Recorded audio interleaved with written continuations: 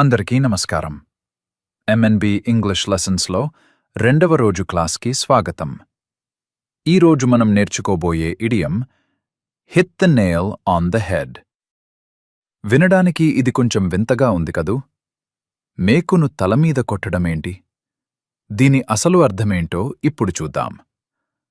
First, imagine a carpenter using a hammer.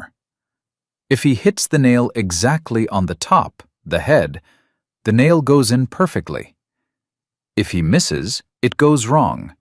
So, figuratively, when you say someone hit the nail on the head, it means they are exactly right or they have identified the problem perfectly.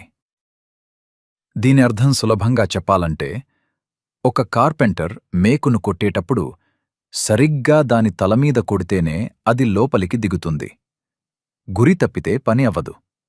అందుకే ఇంగ్లీష్లో ఎవరైనా ఒక విషయాన్ని 100% సరిగ్గా చెప్పారు అన్నా, లేదా ఒక సమస్యకి కారణాన్ని ఖచ్చితంగా కనిపెట్టారు అన్నా, మనం ఈ ఇడియంని వాడతాం.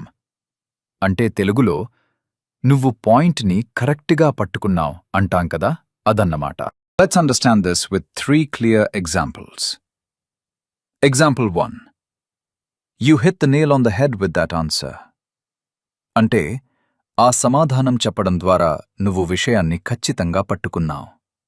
లేదా నువ్వు చెప్పింది 100కి 100 పాళ్ళు నిజం అని అర్థం. ఎవరైనా కరెక్ట్ ఆన్సర్ చెప్తే మీరు ఇలా మెచ్చుకోవచ్చు. Example 2. The mechanic hit the nail on the head. The battery was dead.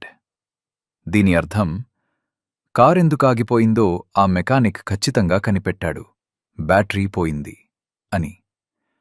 ఇక్కడ సమస్యను కరెక్ట్గా గుర్తించాడు కాబట్టి he hit the nail on the head అంటున్నాం. Example 3. My friend hit the nail on the head when she said I was stressed. అంటే నేను ఒత్తిడిలో ఉన్నానని నా స్నేహితురాలు కరెక్ట్గా చెప్పేసింది అని అర్థం. Now let's practice pronunciation. It is a bit long, so say it carefully with me. Hit the nail on the head. Now a little faster. You hit the nail on the head. ఇది పలికేటప్పుడు hit మరియు head అనే పదాల మీద కొంచెం ఎక్కువ stress ఇచ్చి పలకండి. అప్పుడు వినడానికి బాగుంటుంది.